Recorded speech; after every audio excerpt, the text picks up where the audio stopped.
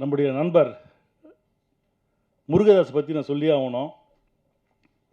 2001 அவர் வந்து கதை சொல்ல எங்கள் வீட்டுக்கு வர்றாரு. அப்போ நான் கேப்டன் 2 பேரும் கதை கேட்குறோம்.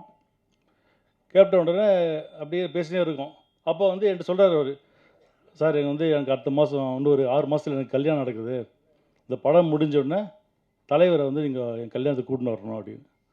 நான் சொன்னேன், ஃபஸ்ட்டு படம் நீ முடி, படத்தை ஹிட்டு கொடு, நீ படம் ஹிட்டு கொடு, நான் கண்டிப்பாக கேப்டன் வந்து கல்யாணத்துக்கு கூட்டின்னு வரேன் அப்படின்னு. அப்புறம் படம் எல்லாம் முடிஞ்சது. பிரிவு தியேட்டரில் நான் எங்கள் சகோதரியெல்லாம் படம் பார்க்க போகிறோம். ஸ்டார்டிங் என் கூட வந்தார் அவர், இன்டர்வல் இருந்தார். இன்டர்வல் முடிஞ்சு இங்கே கிளைமேக்ஸ் ஆளே காணும் அவர். நானும் வந்து கேட்குறேன், எங்கப்பா முருகதாஸுக்கு கொஞ்சம் கூட்டினாருன்னா வரவே இல்லை. ஏன்னா கிளைமேக்ஸ் உங்களுக்கு தெரியும், அது என்ன கிளைமேக்ஸுன்ட்டு. முருகதாஸுக்கு பயம். நானும் அக்கா என்ன சொல்லுவேன்ட்டு, கேப்டன் தெரியும் கிளைமேக்ஸு, எனக்கு பிரச்சனை இல்லைப்பா, நீ பிரேமாகிட்டையும் சுதீஷ் கேட்டுக்க, எனக்கு கிளைமேக்ஸ் எனக்கு ஓகே, அவங்களுக்கு ஓகேன்னா ஓகே அப்படின்னு. நான் தேடுறேன், இவர் ஆளே கிடையாது. அப்புறம் லிஃப்ட்லேருந்து அப்படியே வராரு, வந்து கட்டி பிடிச்சேன். சூப்பர் கிளைமேக்ஸ், இதுதான் கிளைமேக்ஸ் அப்படின்னு நானும் சொன்னேன், எங்கள் அக்காவும் சொன்னாங்க.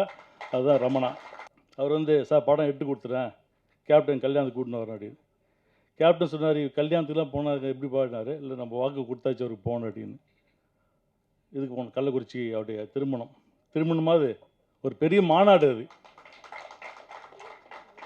அந்த கள்ளக்குறிச்சியில் அவ்வளோ பெரிய மாநாடு.